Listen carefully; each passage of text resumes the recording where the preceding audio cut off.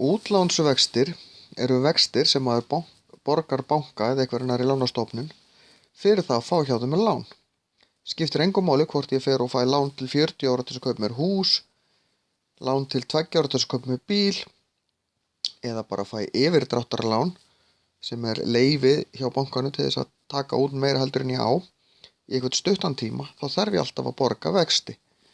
Og það fer eftir hvers konar lán þetta hverjir vextirnir eru. Það til dæmis lægri vextir af löngum lánum heldur en stuttum. Það eru mjög háir vextir af yfirdrætti eða svona vísa.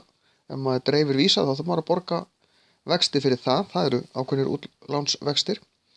En almennt þá gildir það að það eru hærri útlánsvextir á útlánum heldur en það er á innlánum. Þannig að ef ég legg peningin í bankan þá fæ ég minni vexti heldur en ef ég fæ lánað hjá bankanum. Vextirnir eru síðan reiknaðir á ári, þannig að ef það eru 5% vextir á einhverju láni og ég fæ til dæmis 1.000.000 lánaða, þá þarf ég að borga 50.000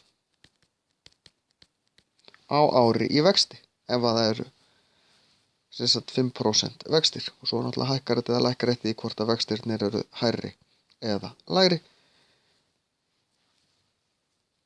Og breytilegt líka hvernig afborganir eru af svona lánum.